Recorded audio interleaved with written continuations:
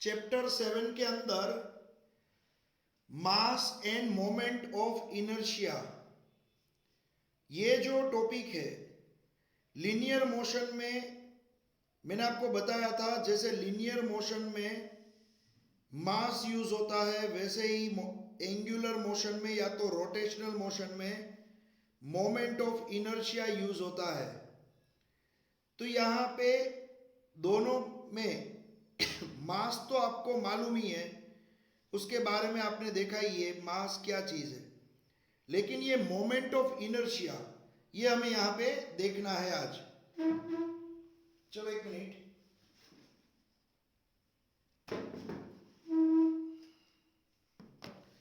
अब mass end moment of inertia,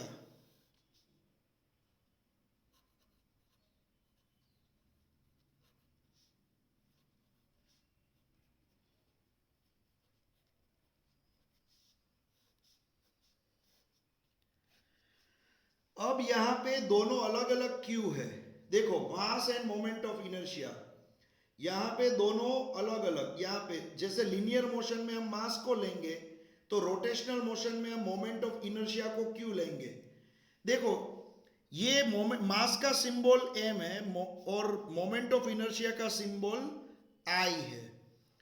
अब जब लीनियर मोशन की बात होती है तब मान लो ये कोई एक सरफेस पे पड़ा हुआ ऑब्जेक्ट, ये कोई एक सरफेस है उस पे पड़ा हुआ ऑब्जेक्ट जिसका मास m है, ए जगह पे वो पड़ा हुआ था, उसको उठा के आपने रख दिया बी प्लेस पे, ये बी प्लेस है, तो पूरे मास को आपने उठाया और बी प्लेस पे रख दिया।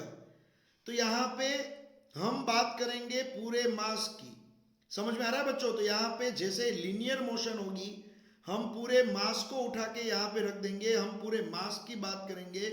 तो हम यहाँ पे जैसे मान लो फोर्स का फॉर्मूला, फोर्स इक्वल्स टू क्या होता है, एम ए। यहाँ पे मैं एम क्यों लिख रहा हूँ, क्योंकि मैं ये पूरे ऑब्जेक्ट पे फोर्स लगा रहा हूँ, ये पूरे ऑब्जेक्ट पे फोर्स लगाऊंगा और ये पूरा ऑब्जेक्ट यहाँ से यहाँ पे ले जाऊंगा।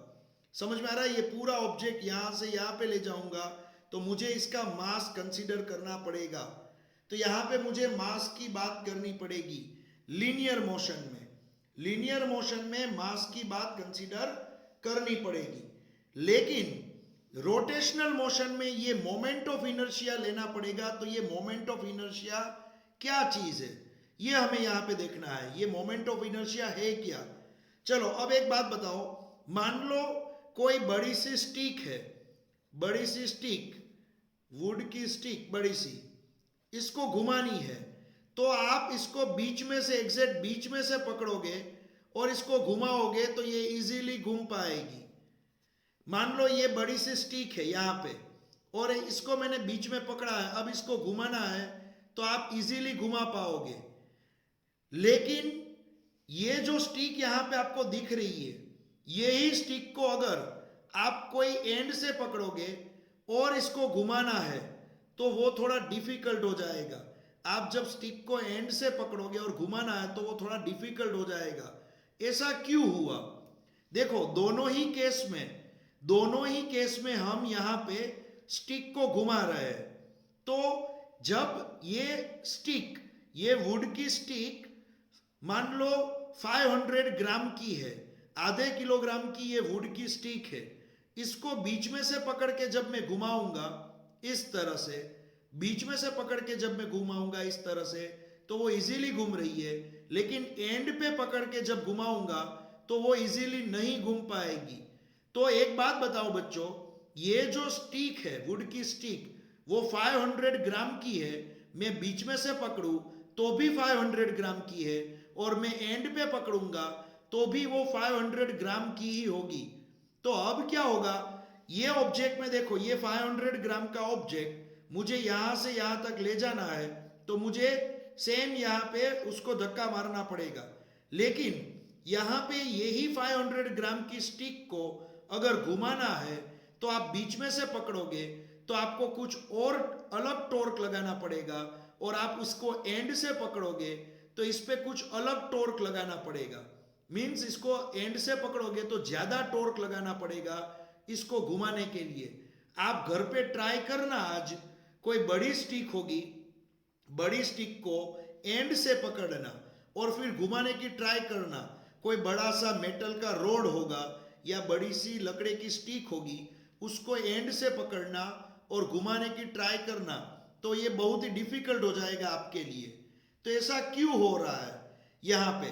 तो एक चीज याद रखना, मैं आपको एक सिंपल सा रीजन बताऊं। देखो, जब आप ये स्टिक को बीच में से पकड़ते हो, ये स्टिक को बीच में से पकड़ते हो, तो एक बात बताओ, स्टिक का मास तो 500 ग्राम ही है, लेकिन यहां से आपने पकड़ा, वहां से ये एंड तक का डिस्टेंस वो कितना है?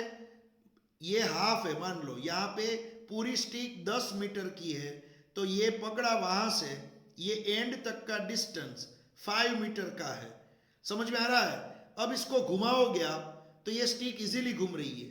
लेकिन जब आप यही स्टिक को एंड से पकड़ोगे, यहां एंड से पकड़ोगे, तो यहां से लेके यहां तक का डिस्टेंस वो 10 मीटर हो जाएगा। तो होगा क्या, जब आप ये स्टिक को घुमाओगे तो आप ये स्टिक को क्या बैलेंस नहीं कर पाओगे। जैसे ही आप इसको पकड़ोगे ये नीचे हो जाएगी, ये गिर जाएगी। तो क्या होगा, ये स्टिक को पहले आपको उठाना पड़ेगा और फिर आपको उठा के उसको घुमाना पड़ेगा। तो ये थोड़ा डिफिकल्ट टास्क हो जाएगा।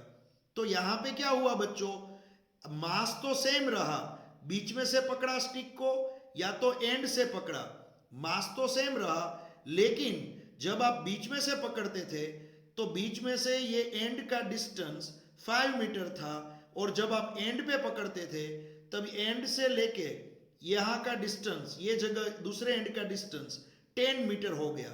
तो दोनों में क्या होगा, इसको घुमाने में थोड़ा प्रॉब्लम पड़ेगा। देखो, अब मैं आपको बताऊं moment of inertia. Moment of inertia जो क्वांटिटी है उसका एक सिंपल फॉर्मूला है मास इनटू डिस्टेंस। यहाँ पे हम जो रेडियस बोलेंगे या तो distance, mass into distance square, ये फॉर्मूला है I equals to mr square. अब होगा क्या बच्चों, देखो पहले क्या था, मास तो सेम था। जब आप ये स्टिक को बीच में से पकड़ोगे तो मास है 500 ग्राम, तो मास है मान लो 500 ग्राम, या तो इसको बोलोगे आप 0.5 किलोग्राम। और जब यही स्टिक को आप एंड से पकड़ोगे, एंड से पकड़ोगे तब क्या होगा, इसका मास तो सेम रहेगा, मास तो वही रहेगा 0.5 किलोग्राम। लेकिन जब आप इसको बीच में से पकड़ोगे तो यहां से लेके ये एंड तक का जो डिस्टेंस होगा, वो डिस्टेंस मींस r, वो रहेगा 5 मीटर। और ये जगह पे जो r होगा डिस्टेंस, वो एंड से लेके यहां तक का डिस्टेंस होगा, वो होगा 10 मीटर।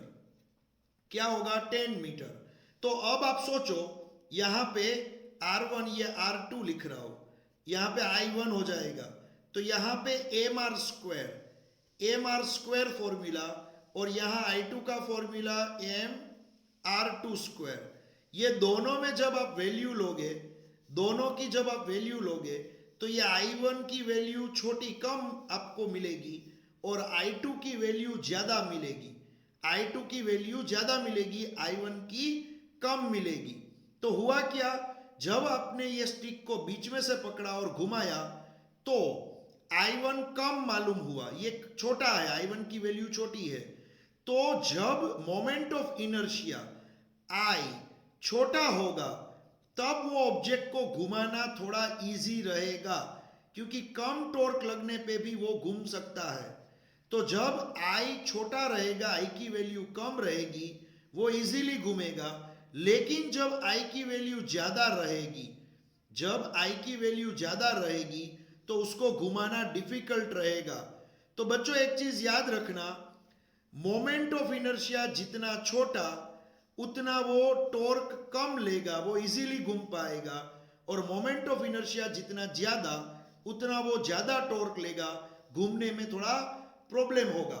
तो आप बोलोगे सर ऐसा कैसे आपने बोल दिया कि I छोटा तो टॉर्क कम लगाने पे घूमेगा और I ज्यादा तो टॉर्क ज्यादा लगाने पे वो घूमेगा। ये आपने कैसे बोल दिया? देखो ये इक्वेशन देखो, ये इक्वेशन क्या है? F इक्वल्स टू एम है। तो रोटेशनल मोशन में यहां F यूज हुआ है तो यहां टॉर्क यूज होगा टो। आपको मालूम है यहां M यूज हुआ है तो M के सामने यहां I यूज होगा। यहां पे अल्फा A यूज हुआ है A, तो यहां A की जगह पे अल्फा यूज होगा। तो टॉर्क का एक दूसरा फॉर्मूला मिलेगा, torque equals to I alpha. तो अगर आई ज्यादा होगा तो टॉर्क भी ज्यादा होगा। ये देखो ये प्रोपोर्शन में है, torque equals to I alpha, I ज्यादा टॉर्क भी ज्यादा। और अगर आई कम होगा तो टॉर्क भी कम होगा। सिंपल सी बात है, समझ में आ रहा है बच्चों? इसलिए ही यहां पे एक चीज याद रखना आप, जब भी हमारे घर में कोई मेन डोर, मान लो आपको पता है मेन दरवाजा, हमारे घर में जो मेन डोर होता है वो हम बनाने के लिए मेन डोर की विड्थ ज्यादा होती है। ये हमारे घर का मेन डोर है, उसकी विड्थ क्या है? ज्यादा है। तो आपको मालूम होगा मेन डोर बनाने के लिए दो वुडन के, यहां पे इस तरह के दो वुड के प्लेन लगाए जाते हैं। यहां पे वुड के बोर्ड, दो बोर्ड होते हैं। यहां पे उसका हैंडल हुआ, दरवाजे का हैंडल हुआ ये दोनों साइड, और ये एक वुड का बोर्ड लगा दिया, और ये साइड दूसरा वुड का बोर्ड लगा दिया। जब कोई मेन दरवाजा, बहुत ही बड़ा दरवाजा है, उसको बनाना है तो दो वुड के बोर्ड लगाएंगे। ऐसा क्यों होगा? क्योंकि ये जो दरवाजा है इतना ही रखोगे, ये दीवार से ज्वाइंट कर दिया है, ये दरवाजा दीवार से वॉल से ज्वाइंट कर दिया है। तो अगर आप इतना ही दरवाजा रखोगे तो ये आर देखो, आर ये यहां से लेके यहां तक का डिस्टेंस वो छोटा होगा, और यहां भी आर छोटा मिलेगा आपको। देखो समझ में आ रहा है? तो आर की वैल्यू क्या होगी? दो दरवाजे में डिवाइड करने से आर की वैल्यू छोटी हो जाएगी, और आर की वैल्यू छोटी हो जाएगी तो ऊपर आपने फॉर्मूला देखा, आर की वैल्यू छोटी होने पे मोमेंट ऑफ इनर्शिया आई की वैल्यू भी छोटी हो जाएगी, और आई की वैल्यू छोटी हुई तो टॉर्क भी कम लगाना पड़ेगा। तो ये दरवाजे को खोलने में, बंद करने में टॉर्क कम लगाना पड़ेगा। तो यहां पे देखो हम क्या करेंगे, ये दरवाजे को दो पार्ट में डिवाइड कर देंगे। मान लो किसी ने आपने ऐसा एज्यूम किया, मान लो कोई एक बड़ा सा दरवाजा, बड़ा सा वुड का बोर्ड ज्वाइंट कर दिया, एक वुड का बड़ा सा बोर्ड ज्वाइंट कर दिया। मान लो एक ही बोर्ड वुड का बना हुआ एक ही दरवाजा ज्वाइंट कर दिया। यहां से ज्वाइंट करेंगे दरवाजे को, और बड़ा सा लंबा एक ही वुडन बोर्ड ज्वाइंट कर दिया। इतना बड़ा दरवाजा, सोचो आप, इतना बड़ा दरवाजा अगर आप ज्वाइंट कर दोगे, यहां पे हैंडल होगा दरवाजा खोलने का, तो आप सोचो इतना लंबा दरवाजा, तो यहां पे दरवाजा इतना लंबा है तो इसका आर बढ़ जाएगा। साथ में क्या होगा पता है बच्चों? आर तो बढ़ेगा ही, लेकिन साथ में इतना बड़ा वुड का दरवाजा होगा, उसका मास भी बढ़ेगा। तो आर भी बढ़ेगा, मास भी बढ़ेगा। तो ये फॉर्मूला में देखो I equals to M R square, M भी बढ़ेगा, मास भी बढ़ेगा, आर भी बढ़ेगा इतने बड़े दरवाजे का। तो यहां पे ऑटोमेटिक आई की वैल्यू तो बढ़ने ही वाली है। मोमेंट ऑफ इनर्शिया आई की वैल्यू तो बढ़ ही जाएगी। सिंपल सी बात है बच्चों। तो अब क्या होगा, इतना बड़ा दरवाजा होगा, इसको खोलने में, बंद करने में बहुत ज्यादा टॉर्क लगाना पड़ेगा। तो यहां पे मोमेंट ऑफ इनर्शिया क्योंकि इसकी ज्यादा है, तो आपके पास जो फॉर्मूला है torque equals to I alpha, torque equals to I alpha, ये फॉर्मूला में देखोगे तो आई बढ़ने से टॉर्क की वैल्यू बढ़ेगी। जैसे कि मास बढ़ने से, आपको पता है मास बढ़ने से उस पे लगने वाला फोर्स भी बढ़ाना पड़ेगा। मान लो कोई एक स्टोन है 5 किलोग्राम का स्टोन, तो 5 किलोग्राम का स्टोन है, उसको धक्का मारोगे तो ये F1 धक्का मारोगे, मान लो इस पे धक्का मारा आपने, तो वो है 10 न्यूटन का फोर्स। मान लो आपने धक्का मारा है 10 न्यूटन का, लेकिन उसके सामने 50 किलोग्राम का स्टोन होगा, तो उसको धक्का मारने के लिए ज्यादा फोर्स चाहिए। तो कम मास कम फोर्स, ज्यादा मास तो ज्यादा फोर्स, सिंपल सी बात है। उसी तरह से यहां पे भी कम मोमेंट ऑफ इनर्शिया कम टॉर्क लगेगा, ज्यादा मोमेंट ऑफ इनर्शिया ज्यादा टॉर्क लगेगा, सेम उसी तरह से ही। समझ में आ रहा है बच्चों? तो मोमेंट ऑफ इनर्शिया जब लीनियर मोशन में मास का यूज होता है, तो रोटेशनल मोशन में मोमेंट ऑफ इनर्शिया का यूज होता है। तो अगर आपको अब किसी ने पूछा कि लीनियर मोशन में मास का यूज होगा, तो रोटेशनल मोशन में मोमेंट ऑफ इनर्शिया का यूज क्यों होगा? यहां पे डायरेक्ट मास क्यों नहीं ले सकते हैं? क्योंकि देखो, अगर यहां पे डायरेक्ट मास लेने लगे तो आप अगर ये दरवाजा ज्वाइन करो या तो ये दरवाजा ज्वाइन करो, दोनों सेम रहेंगे, कोई यहां पे दोनों में फर्क नहीं रहेगा। लेकिन आपने देखा होगा ये दरवाजा खोलने में थोड़ा इजी रहता है और इतना बड़ा दरवाजा खोलने में थोड़ा डिफिकल्ट रहता है, ज्यादा टॉर्क लगाना पड़ता है। तो यहां पे क्या हुआ, जब गोल घूमने की बात आई, रोटेशनल मोशन की बात आई, तो सिर्फ मास नहीं चलेगा, मास के साथ r² मल्टीप्लाई करोगे और जो क्वांटिटी मिलेगी वो आपको कंसीडर करनी पड़ेगी। तो यहां पे ये जो है वो है मोमेंट ऑफ इनर्शिया। समझ में आ रहा है? मैं आपको दूसरा एक एग्जांपल दूं। मान लो आप यहां पे मैं आपको एक एक्स्ट्रा दूसरा एग्जांपल भी यहां पे देता हूं। मान लो कोई फैन, आपके सीलिंग में कोई फैन लगा हुआ है, आपने देखा होगा इस तरह से फैन घूमता है। ये फैन है, फैन की 3 ब्लेड्स होती है, फैन की 3 ब्लेड्स होती है, इस तरह से ये फैन घूमता है। आपके सीलिंग में ये जो फैन लगा हुआ है, ये फैन अभी जैसे ही आप चालू करोगे इजीली घूमने लगेगा। तो यहां पे इजीली इसलिए घूमेगा, तीनों ब्लेड का मास क्या होगा? तीनों ब्लेड का मास सेम होगा। तीनों ब्लेड का मास सेम होगा, तो फैन को जब घुमाना है तो ये इजीली घूम सकता है। और क्यों? क्योंकि ये ब्लेड्स एक दूसरे को क्या कर रही है? बैलेंस कर रही है। जैसे मैंने हाथ में ये पेन रखी है, तो ये पेन में क्या होगा, मैंने बीच में पकड़ा हुआ है, तो दोनों साइड क्या हो रहा है? बैलेंस हो रहा है। लेकिन मान लो मैंने एंड पे पकड़ा है, तो ये लेफ्ट हैंड साइड ज्यादा मास हो गया, तो जैसे मैं पकड़ूंगा तो ये पेन गिर जाएगी। देखो, जैसे मैं यहाँ पे पकड़ूंगा तो ये पेन तुरंत गिर जाएगी, क्योंकि ये लेफ्ट हैंड साइड मास ज्यादा हो गया। तो यहाँ पे बीच में जब मैं पकड़ूंगा तो दोनों साइड बैलेंस हो रहा है, तो ना तो राइट हैंड साइड ना तो लेफ्ट हैंड साइड ये पेन नहीं गिरेगी। देखो, ये बैलेंस कर रही है। तो उसी तरह से ये जो फैन है, ये फैन में तीनों ब्लेड का मास सेम है, तो ये बैलेंस कर रहा है। तो अभी सिर्फ क्या करना है? इसको घूमना है। तो जैसे इलेक्ट्रिसिटी मिलेगी, इसको सिर्फ घूमना है तो ये घूमने लगेगा, क्योंकि यहाँ पे इसकी मोमेंट ऑफ इनर्शिया कम है, तो ये फास्ट स्पीड से घूमने लगेगा। लेकिन अगर आप कोई एक ब्लेड पे बड़ा सा स्टोन सेलो टेप आपको पता है सेलो टेप से इसको आप बांध दोगे, कोई बड़ा सा स्टोन, इसको आप जो होती है कोई टेप या तो कोई गम से आप इसको चिपका दोगे यहाँ पे, तो ये जो ब्लेड होगी, ये ब्लेड क्या हेवी हो जाएगी, थोड़ी वेट में हेवी हो जाएगी ये ब्लेड। फिर आप स्विच ऑन करोगे तो ये फैन उतनी ही स्पीड से नहीं घूमेगा। तो आप सोचोगे थोड़ी देर पहले तो फैन बहुत स्पीड से घूम रहा था, अब मैंने एक ब्लेड के साथ स्टोन को बांध दिया है, तो ये इतनी स्पीड से ये फैन क्यों नहीं घूम रहा है? क्योंकि यहाँ पे मोमेंट ऑफ इनर्शिया बढ़ गया।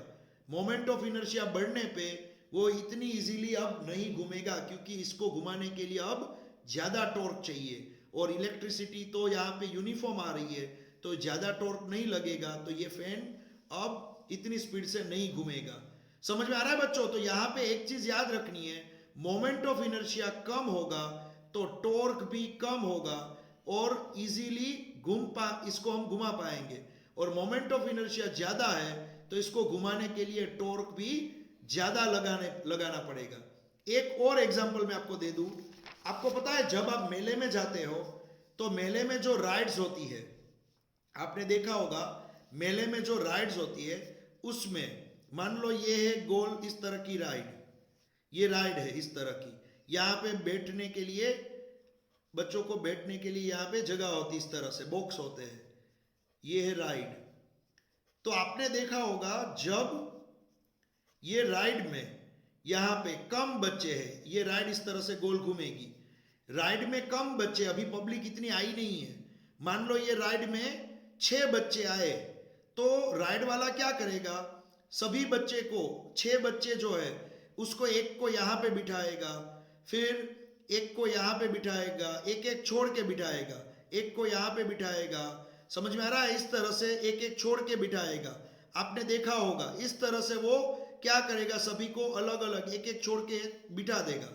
तो इस तरह से वो क्यों कर रहा है, राइड वाला ऐसा क्यों करेगा, क्योंकि अगर एक एक छोड़ के बिठाएगा सबको तो ये जो पूरी राइड होगी वो बैलेंस होगी, और जब ये चालू करेगा तो वो इजीली घूम पाएगी, इजीली ये राइड गोल घूम पाएगी, इसका आई कम रहेगा तो कम टॉर्क लगाने पे भी वो इजीली घूम पाएगी। मान लो यही राइड पे, मान लो ये जो राइड है, यही राइड पे इस तरह के जो बॉक्स है, इस तरह के जो बॉक्स है मान लो, और 6 लोगों को एक साथ पास पास में ही बिठा दिया, इस तरह से पास पास में ही बिठा दिया, तो होगा क्या, राइड में ये वाला पोर्शन थोड़ा हेवी हो जाएगा, और ये वाला पोर्शन यहाँ पे कोई नहीं बैठा है तो ये थोड़ा लाइट हो जाएगा। अब क्या होगा, ये जो पूरी डिस्क होगी, ये जो राइड है पूरी डिस्क होगी, वो एक साइड थोड़ी झुक जाएगी, तो होगा क्या बच्चों, इसको घुमाना अब डिफिकल्ट है, इसका मोमेंट ऑफ इनर्शिया बढ़ गया, तो इसको घुमाने के लिए ज्यादा टॉर्क चाहिए, ज्यादा इलेक्ट्रिसिटी चाहिए, या तो ज्यादा मेन पावर चाहिए, तो ये इसको घुमाना अब डिफिकल्ट हो जाएगा। तो अब बच्चों आपको एक चीज याद रखनी है, जब भी कोई चीज को गोल घुमाना है, तब मान लो यहाँ पे जो 6 बच्चे थे उसका मास, 6 बच्चों का मास जो m था वही मास यहाँ पे है, देखो ये 6 बच्चे का मास m, यहाँ भी वही 6 बच्चे हैं, उसका मास m ही है, लेकिन ये 6 बच्चे को इस तरह से क्यों बिठाया, क्योंकि इसका इनर्शिया कम हो, समझ में आ रहा है, और मास तो वही है, फिर भी इस तरह से बिठाने से इसका इनर्शिया ज्यादा हो जाता है। तो मोमेंट ऑफ इनर्शिया, जब भी कोई चीज गोल घूमती है तो सिर्फ मास से काम नहीं चलेगा, मास को डिस्टेंस स्क्वायर के साथ मल्टीप्लाई करके लेना पड़ेगा, जिसको हम बोलेंगे मोमेंट ऑफ इनर्शिया आई। समझ में आ रहा है, मोमेंट ऑफ इनर्शिया आई बोलेंगे। तो अब जब भी कोई गोल चीज को गोल घुमाना है तो सिर्फ मास नहीं चाहिए, हमें मास के साथ आर स्क्वायर मीन्स आई चाहिए, मोमेंट ऑफ इनर्शिया चाहिए।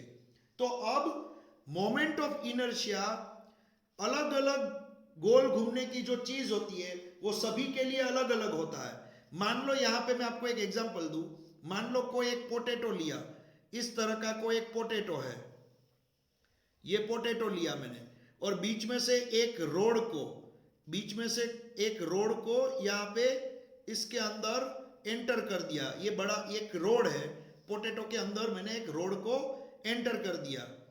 अब यहाँ पे क्या होगा, यहाँ पे ये जो पार्टिकल है, ये पार्टिकल जो गोल घूमेगा, जैसे ये पूरे पोटैटो को आप गोल घुमाओगे तो ये पार्टिकल, पोटैटो का पार्टिकल जो होगा वो भी गोल घूमेगा, लेकिन यहाँ पे रेडियस क्या है बच्चों, R1 है, यहाँ पे रेडियस R1 है।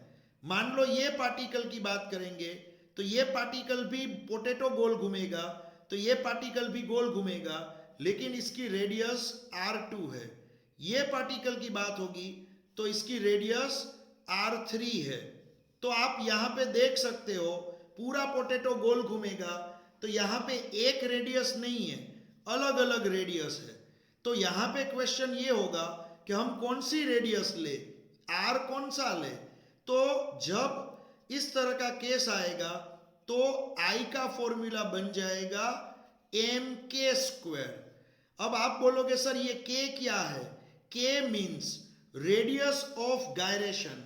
के का मीनिंग होगा रेडियस ऑफ गायरेशन और के का फॉर्मूला होगा under root of r1 square plus r2 square plus up to rn square divide by number of particles, जितने भी पार्टिकल है उसको डिवाइड बाय आप यहां पे n कर दोगे, तो r1 square plus r2 square up to rn square divide by यहां पे हो जाएगा n, और यहां पे ये जो है वो क्या है, इसका अंडर रूट है। तो ये k जो है वो k का नाम होगा यहां पे रेडियस ऑफ गायरेशन। क्या होगा यहां पे जो k है वो k का नाम होगा रेडियस ऑफ गायरेशन। अब ये जो k है वो आपको यहां पे लिखना है, तब जाके आपको ये पोटैटो का आई मिल जाएगा। पोटैटो, अगर कोई एक पोटैटो गोल घूम रहा है रोड के आसपास, पोटैटो के बीच में रोड घुसेड़ दिया है और पोटैटो को गोल घुमा रहे हो, आप रोड के आसपास गोल घुमा रहे हो, तो इसका आई चाहिए, तो यहाँ पे मिलेगा एम के स्क्वायर, और जहां पे के कैसे मिलेगा, अंडर रूट करके फर्स्ट रेडियस का स्क्वायर प्लस सेकंड रेडियस का square up to nth radius का square divide by number of particles 1 2 3, जितने भी पार्टिकल्स है वो डिवाइड बाय करोगे तो आपको यहाँ पे k मिल जाएगा। समझ में आ रहा है बच्चों? तो यहाँ पे आपका मेन फॉर्मूला I का आप याद रखोगे, ये वाला फॉर्मूला, ये वाला।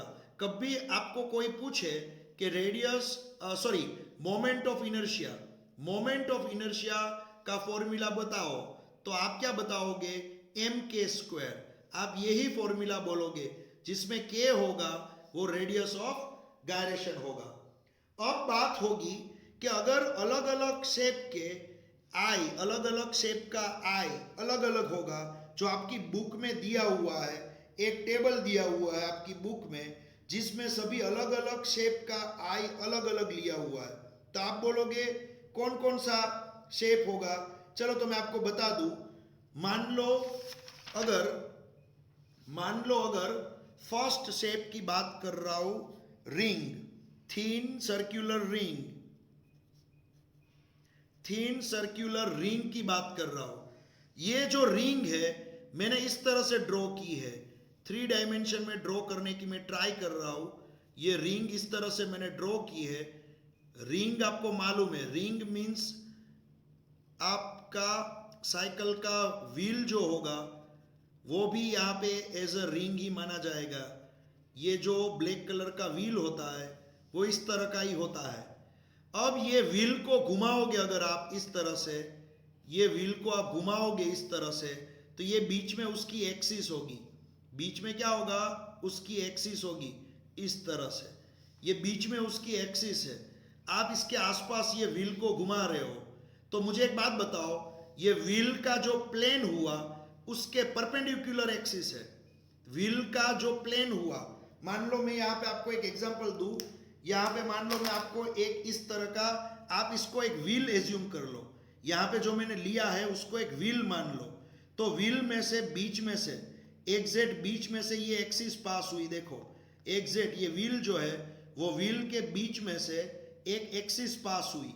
अब ये जो व्हील होगा अगर इस तरह से घूमेगा इस तरह से, तो मान लो आप क्या बोलोगे, ये बीच में से जो पास हुई वो एक्सिस के आसपास ये घूम रहा है, देखो ये पूरा व्हील इस तरह से। तो अगर इस तरह से आपको एग्जाम में दिया हुआ है तो इसकी मोमेंट ऑफ इनर्शिया होगी M R square. R means radius of the wheel, यहाँ पे आर होगा रेडियस ऑफ द व्हील, और यहाँ पे एम जो होगा वो रिंग का मास होगा, यहाँ पे जो रिंग है उसका मास होगा। अब आपको अगर इसका के चाहिए, के रेडियस ऑफ गायरेशन, इसकी रेडियस ऑफ गायरेशन चाहिए, तो आई का जो फॉर्मूला है उसमें जो राइट हैंड साइड दिख रहा है उसमें से मास निकाल दो, और जो बचा है क्या बचेगा, मास निकाल दोगे, जो बचेगा उसका अंडर रूट कर दो। तो मैं यहाँ पे आर स्क्वायर का अंडर रूट करूंगा तो आर मिलेगा। तो रिंग का थिन रिंग का moment of inertia M R square और थिन रिंग की रेडियस ऑफ गायरेशन आर होगी। फिर यही रिंग को अगर डायामीटर के आसपास घुमाओगे आप, डायामीटर के आसपास, तो आप बोलोगे सर ये क्या होता है डायामीटर के आसपास घुमाना मीन्स? मान लो ये जो रिंग है, ये रिंग, उसमें हमने एक्सिस लिए इस तरह से एक्सिस लिए और पूरे व्हील को घुमाना है इस तरह से। मान लो यहां पे ये जो है ये रिंग मान लो, उसमें बीच में आप इसका डायामीटर है, तो आप ये पूरे व्हील को इस तरह से घुमाओगे, इस तरह से, देखो इस तरह से घुमाओगे। समझ में आ रहा है? दोनों में देखो घुमाने में फर्क है। आगे जैसे मैंने व्हील को घुमाया था और इसको जैसे घुमाते हो, या तो आपको पता है आप जमीन पे इस तरह से रख के किस तरह से भी घुमाते हो, इस तरह से जमीन पे आप इस तरह से रखोगे और एग्जैक्ट अगर फास्ट स्पीड में घुमाओगे इस तरह से, तो यहाँ पे ये जो घूमेगा ना इस तरह से, वो उसके डायामीटर के आसपास घूमता है। ये बीच में क्या है? उसका डायामीटर है। बीच में इसका डायामीटर रहेगा बच्चों, ये डायामीटर रहेगा और उसके आसपास ये व्हील घूमेगा, देखो इस तरह से। तो अगर कोई रिंग डायामीटर के आसपास घूमेगी तो उसका मोमेंट ऑफ इनर्शिया आई वो रहेगा एम आर स्क्वायर बाई 2। क्या रहेगा? ये रिंग का moment of inertia M R square by 2 रहेगा। और अगर आपको इसका के चाहिए, के, तो कैसे मिलेगा? एम को निकाल दो, यहां एम को, मास को निकाल दो और जो बाकी रहा उसका अंडर रूट करो, तो आर स्क्वायर का अंडर रूट आर और नीचे 2 जो है उसका अंडर रूट 2। तो रेडियस ऑफ गायरेशन इसकी, ये रिंग की, अगर रिंग इस तरह से घूमेगी तो इसकी radius of gyration R by root 2 हो जाएगी। तो ये दोनों ही केस रिंग के ही है, थिन रिंग, दोनों ही केस थिन रिंग के ही है। समझ में आ रहा है बच्चों? रिंग में मैंने आपको बताया कि एक तो आप उसके सेंटर, मान लो यहां पे मैं रिंग एक लेके आया हूं, आपको समझ में आया इसलिए, ये रिंग है मान लो, ये जो रिंग है ये रिंग के सेंटर में से, और रिंग के प्लेन, ये रिंग का प्लेन है, रिंग के प्लेन के परपेंडिकुलर अगर आप ये रिंग को घुमाओगे इस तरह से, देखो ये रिंग है, अगर आप रिंग को घुमाओगे इस तरह से, यहां पे आपको दिखाई दे रहा है, देखो यहां पे रिंग जो है वो यहां पे आप देख सकते हो इस तरह से गोल घूम रही है, देखो इस तरह से ये रिंग जो है वो गोल घूम रही है, देखो यहां पे ये रिंग गोल घूम रही है, यहां पे उसके सेंटर में से एक्सिस पास हुई। तो यहां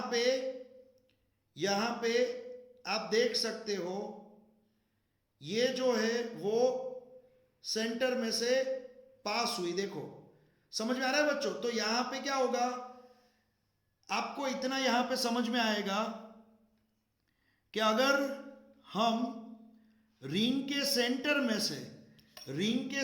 में से हम लेंगे एक्सिस और ये रिंग को घुमाएंगे तो उसका मोमेंट ऑफ इनर्शिया, उसका जो मोमेंट ऑफ इनर्शिया है वो क्या होगा? M R square.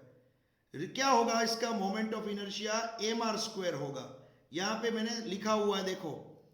फिर अगर आप रिंग के डायमीटर में से एक्सिस लोगे, रिंग के डायमीटर में से एक्सिस लोगे, तो यहां पे मोमेंट ऑफ इनर्शिया जो होगा वो भी मैंने यहां पे दिखाया हुआ है, वो कितना होगा? रिंग के डायमीटर में से, ये जो है रिंग है उसका ये डायमीटर होगा, रिंग का डायमीटर, ये बीच में से जो पास होगा रिंग का डायमीटर, ये डायमीटर के आसपास अगर ये रिंग घूमती है इस तरह से, डायमीटर के आसपास ये रिंग घूमती है इस तरह से, मान लो इस तरह से, ये इस तरह से घूम रही है डायमीटर के आसपास, तो क्या होगा बच्चों? यहां पे इसका मोमेंट ऑफ इनर्शिया होगा एम आर स्क्वायर बाई 2। तो रिंग दो तरह से घूम सकती है, एक तो रिंग के सेंटर में कोई एक्सिस पास हो, या तो रिंग के डायमीटर में से कोई एक्सिस पास हो, ये दो तरह से रिंग घूम सकती है। तो दोनों में मोमेंट ऑफ इनर्शिया आपको अलग अलग इस तरह से लेना है।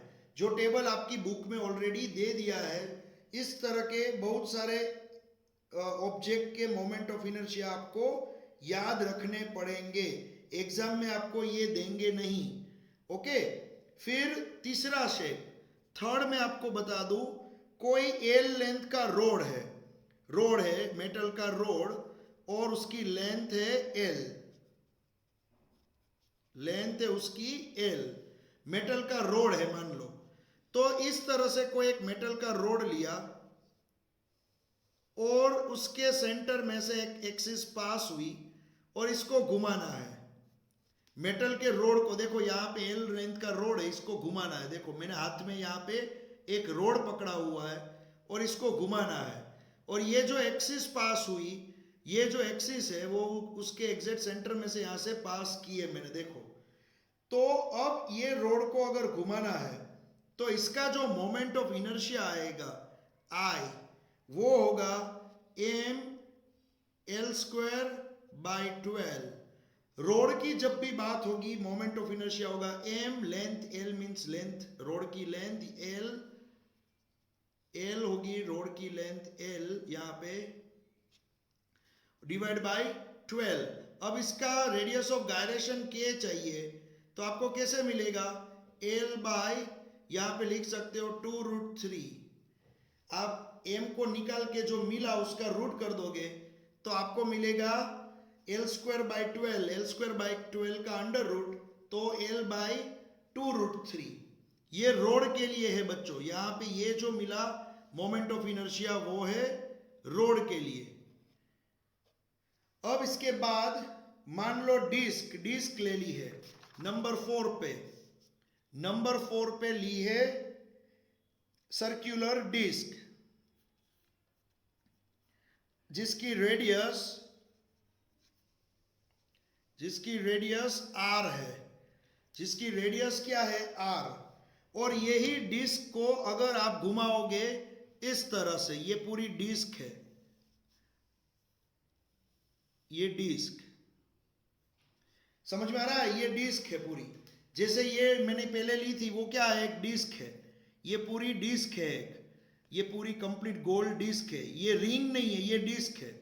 तो ये जो डिस्क होगी उसको अगर आप घुमाओगे इस तरह से, तो उसके सेंटर में से ये एक्सिस पास होगी, और ये डिस्क को अगर इस तरह से घुमाओगे तो इसका जो आई होगा वो mr²/2 होगा।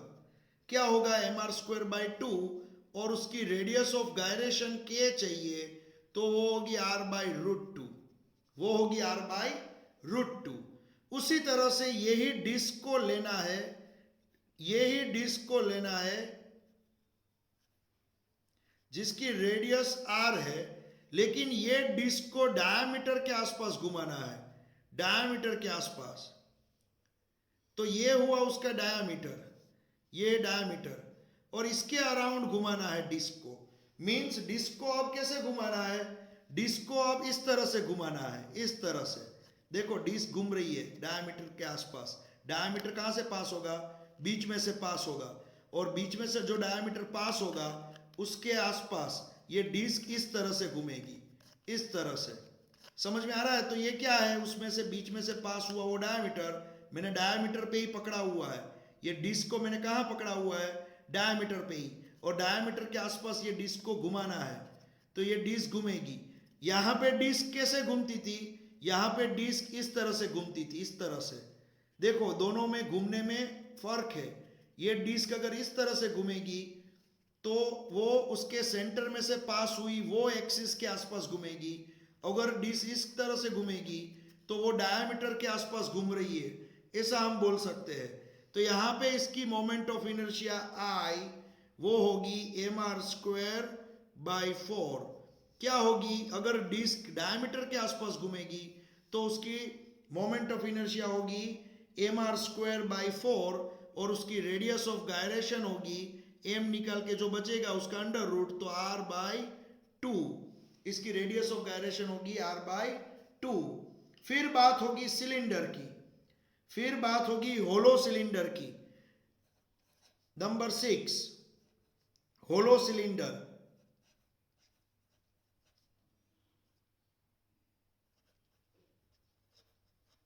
होलो सिलेंडर ऑफ रेडियस आर, जिसकी रेडियस क्या है, आर है, ऐसा होलो सिलेंडर। समझ में आ रहा है? होलो सिलेंडर का मीनिंग क्या होता है? जिसमें बीच में जगह हो, गैप हो, उसको बोला जाता है होलो सिलेंडर। तो होलो सिलेंडर, इस तरह से मैंने एक सिलेंडर ड्रॉ किया है, बीच में जगह है, गैप, एक पाइप जैसा, ये पाइप है, मान लो कोई एक पाइप है, यहां बीच में जगह होगी, ये पाइप की एक्सिस, ये पाइप की एक्सिस ये होती है, पाइप में बीच में से जो पास होगी उसको हम बोलेंगे यहां पे पाइप एक्सिस ऑफ सिलेंडर, इसको हम क्या बोलेंगे, axis of cylinder, axis of cylinder. ये एक्सिस ऑफ सिलेंडर के आसपास अगर पूरा सिलेंडर गोल घूमता है, एक्सिस ऑफ सिलेंडर के आसपास पूरा सिलेंडर गोल घूम रहा है, इस तरह से गोल घूम रहा है पूरा सिलेंडर। मान लो इस तरह से, मैं आपको एक एग्जांपल लेके बताऊं, मान लो कोई एक सिलेंडर लेके आपको बताता हूं, चलो एक मिनट, जिससे आपको समझने में थोड़ा इजी रहे। एक सिलेंडर में यहां पे एग्जांपल के तौर पे लेके आपको बताता हूं।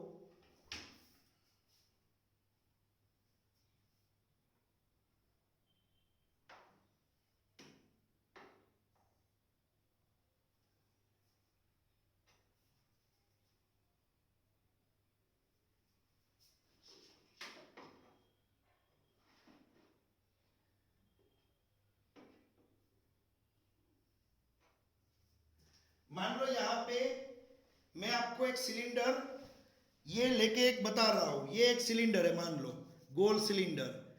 ये सिलेंडर अगर इस तरह से घूमेगा, यहां पे आप देख सकते हो, ये सिलेंडर उसके बीच में से, उसके बीच में से ये एक्सिस पास होगी, उसके बीच में से ये एक्सिस पास होगी, ये एक्सिस के आसपास ये पूरा सिलेंडर अगर इस तरह से घूमेगा, तो यहां पे आप देख सकते हो कि ये जो केस हुआ वो एक्सिस के अराउंड ये पूरा सिलेंडर घूम रहा है, उसका ये केस हुआ, और उसकी मोमेंट ऑफ इनर्शिया, उसकी मोमेंट ऑफ इनर्शिया होगी एम आर स्क्वायर, सिर्फ एम आर स्क्वायर, और उसकी रेडियस ऑफ गायरेशन होगी are.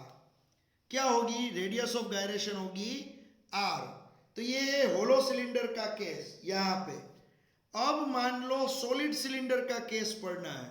Solid cylinder, hollow cylinder तो हमने पढ़ लिया, लेकिन मान लो सॉलिड सिलेंडर, नंबर 7 पे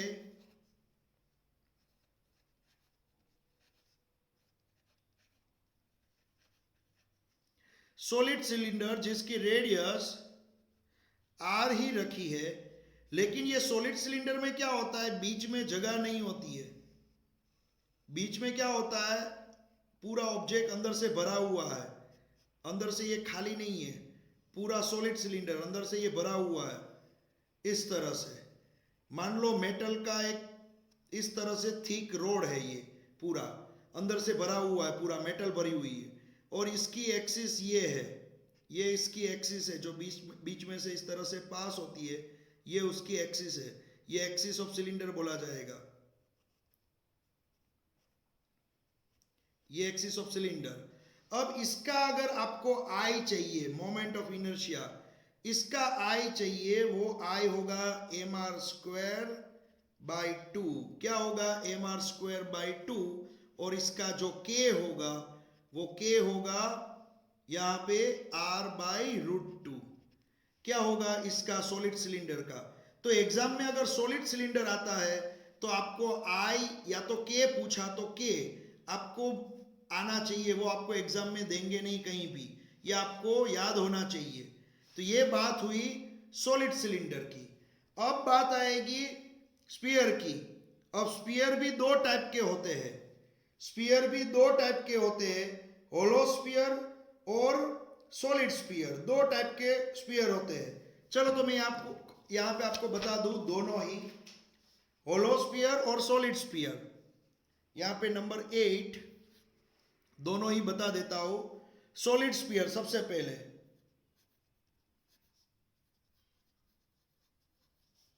जिसकी रेडियस r है। अब ये जो सॉलिड स्फीयर होगा, ये सॉलिड स्फीयर का मीनिंग इसके अंदर मेटल भरी हुई है, अंदर खाली नहीं है, ये अंदर भरा हुआ है पूरा मेटल से। और ये सॉलिड स्फीयर, मान लो अर्थ, अर्थ जो है ना वो सॉलिड स्फीयर है, क्योंकि अर्थ के अंदर क्या है, पूरा भरा हुआ है। अब सॉलिड स्फीयर की ये डायामीटर हुई, ये क्या हुई, डायामीटर सॉलिड स्फीयर की।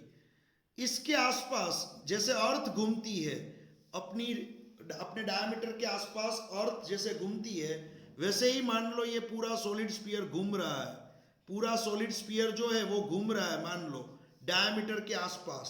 तो इसकी जो मोमेंट ऑफ इनर्शिया होगी I, इसकी मोमेंट ऑफ इनर्शिया I वो होगी 2/5 mr²।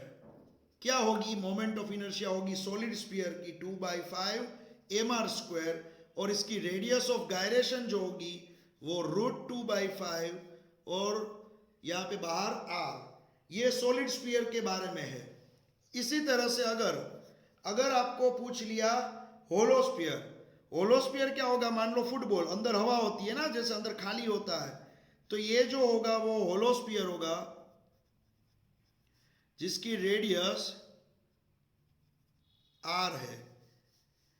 अब ये जो रेडियस यहाँ पे r है, इस तरह का एक होलोस्फीयर अगर आप लोगे और वो भी अपने डायमीटर के आसपास घूम रहा है, ये उसका डायमीटर हुआ, इसके आसपास ये पूरा घूम रहा है, मान लो इस तरह से ये पूरा स्फीयर घूम रहा है, होलोस्फीयर है। होलोस्फीयर किसको बोलेंगे आपको मालूम है। तो होलोस्फीयर अगर अंदर से खाली ऐसा स्फीयर घूम रहा है डायमीटर के आसपास, तो उसका फॉर्मूला होगा I का 2/3 mr², और उसका जो k होगा वो होगा √2/3r। ये होगा, समझ में आ रहा है। आपकी बुक में यहाँ पे होलोस्फीयर के बारे में नहीं दिया हुआ है, मैंने लिख दिया है, कोई बात नहीं, आप देख लेना। तो यहाँ पे मैंने आपको ये मेन फॉर्मूला पढ़ा है। अब इस तरह के और 20-25 और एक्स्ट्रा फॉर्मूला है, ये आपकी बुक में आने वाले मेन फॉर्मूला है, इसके बेस्ड सम ज्यादा पूछे जाएंगे, लेकिन इसके अलावा भी और 20-25 और एक्स्ट्रा फॉर्मूला है जो मैं नेक्स्ट पार्ट में आपको पढ़ाने वाला हूँ। ये है हमारा फर्स्ट, यहाँ पे तीनों से थिन रिंग और रोड के बारे में आपकी बुक में ये दिया हुआ है टेबल में। फिर ये पीछे मैंने 4 शेप यहाँ पे पढ़ा है, ये 4 शेप है, डिस्क, 2 डिस्क दी थी, और यहाँ पे आपको 2 सिलेंडर, यहाँ पे सॉलिड और होलो सिलेंडर भी दे दिए थे इस तरह से। ओके, ये मैंने दूसरे 4 शेप मीन्स टोटल 7 शेप पढ़ा है, और यहाँ पे मैंने आपको दोनों स्फीयर के बारे में पढ़ा दिया है, सॉलिड स्फीयर और होलो स्फीयर। टोटल 9 अलग अलग शेप के बारे में हमने I, moment of inertia I सीख लिया। अब बच्चों यहाँ पे वो पूछेंगे हमें कैसे, किस तरह से क्वेश्चन पूछा जाएगा। देखो, हमें क्वेश्चन पूछा जाएगा, मैं एग्जांपल यहाँ पे ले रहा हूँ, जैसे आपको समझ में आए मैं आपको एग्जांपल ले रहा हूँ यहाँ पे। वो आपको पूछेंगे, मान लो कोई 2 मीटर रेडियस वाला एक होलोस्फीयर,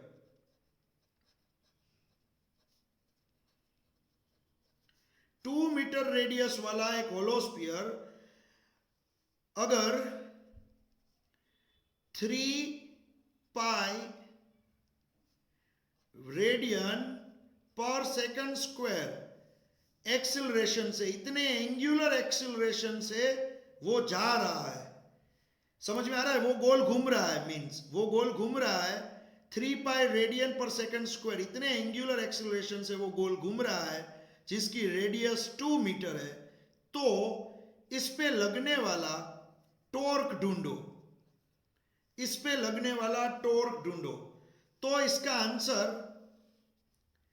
इसका आंसर लाने के लिए टॉर्क का फॉर्मूला I अल्फा है, टॉर्क का फॉर्मूला I अल्फा है आपके पास। लेकिन होलोस्फीयर जिसकी रेडियस 2 है और पूरा होलोस्फीयर अपने डायमीटर के आसपास घूम रहा है, और उसका अल्फा 3 पाई रेडियन पर सेकंड स्क्वायर है, तो आपको उस पे लगने वाला टॉर्क चाहिए।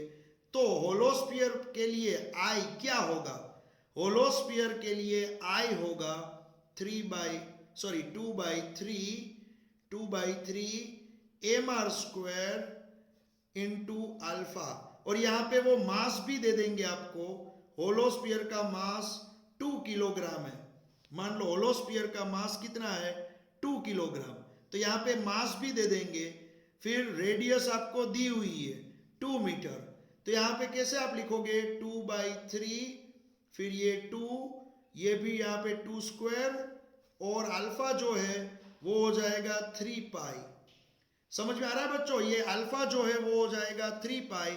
तो यहां पे आप इसको सिंप्लीफाई करोगे तो यहां पे 16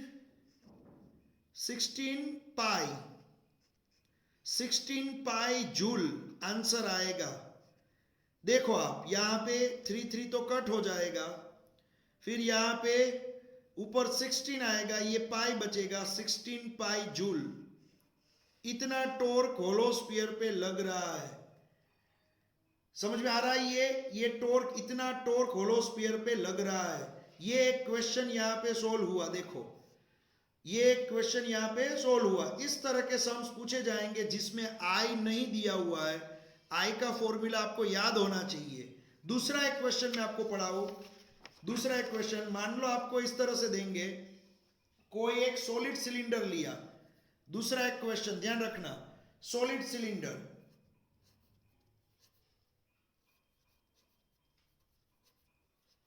सॉलिड सिलेंडर जिसकी रेडियस जो है वो 1 मीटर है और उसका जो मास है, सिलेंडर का मास, वो 10 किलोग्राम है। वो पूरा ही सॉलिड सिलेंडर, उसका आपको ढूंढना है। उसके ऊपर मान लो यहाँ पे आपको यहाँ पे ढूंढना है उसका एंगुलर मोमेंटम, एल ढूंढना है। फिर ढूंढना है आपको उस पे लगने वाला टॉर्क। फिर ये दोनों चीज ढूंढनी है। आपको सिलेंडर का मास दे दिया है, रेडियस दे दी है, और सिलेंडर का एंगुलर एक्सिलरेशन 2 पाई रेडियन पर सेकंड स्क्वायर, अल्फा दे दिया है 2 पाई रेडियन पर सेकंड स्क्वायर, और आपको साथ में दे दिया है यहाँ पे 8 टी टाइम पे यहां पे दे दिया है। चलो यहां पे लिख देता हूं 8 टी टाइम उसकी एंगुलर वेलोसिटी दे दी है पाई रेडियन पर सेकेंड। दोनों अलग अलग केस है, दोनों अलग अलग केस। जब एल ढूंढना है तो आपको एल का फॉर्मूला आपको मालूम है, मोमेंटम का फॉर्मूला mv आता था। लीनियर मोमेंटम का फॉर्मूला क्या आता था? mv। तो एंगुलर मोमेंटम का फॉर्मूला m की जगह पे i लिखोगे और v की जगह पे ओमेगा लिखोगे। तो l का फॉर्मूला i ओमेगा हो सकता है, तो l का फॉर्मूला i ओमेगा लिख दो। 8t टाइम कोई एक स्पेसिफिक टाइम पे l equals to i omega. अब सॉलिड सिलेंडर का I क्या है? mr²/2 है और ओमेगा। तो यहां पे m की जगह पे आप लिख दोगे मास, उसका मास है 10 किलोग्राम, उसकी रेडियस है 1 metre, means 1 square divide by 2, और ओमेगा जो है वो है पाई। ओमेगा क्या है? यहाँ पे पाई है। तो यहाँ पे आप इसको सिंप्लीफाई करोगे तो यहाँ पे 5 पाई, यहाँ पे आपको आंसर मिलेगा 5 पाई। यहाँ पे 10/2 है मीन्स 5, और ये हो जाएगा यहाँ पे पाई। फिर इसका यूनिट क्या होगा बच्चों? बताओ इसका यूनिट किलोग्राम। इसका यूनिट क्या होगा? किलोग्राम मीटर स्क्वायर पर सेकेंड। एल का यूनिट किलोग्राम मीटर स्क्वायर पर सेकेंड। आपको ये एल मिल गया 5 पाई किलोग्राम मीटर स्क्वायर पर सेकेंड, एल मिल गया आपको। अब आपको चाहिए टॉर्क। टॉर्क का फॉर्मूला आई अल्फा होगा, तो आई तो सेम लेना होगा सॉलिड सिलेंडर का mr² by 2 और अल्फा दिया है 2 पाई। तो आपको यहाँ पे फिर से 10, यहाँ पे 1², यहाँ पे नीचे 2 और ये होगा 2 पाई। तो यहाँ पे आपको आंसर मिलेगा 5 to the 10 pi joule. Torque मिलेगा 10 पाई जूल। यहाँ पे टॉर्क इस पे मिल रहा है 10 पाई जूल। तो इस तरह से बच्चों इसके एग्जाम्पल आ सकते हैं।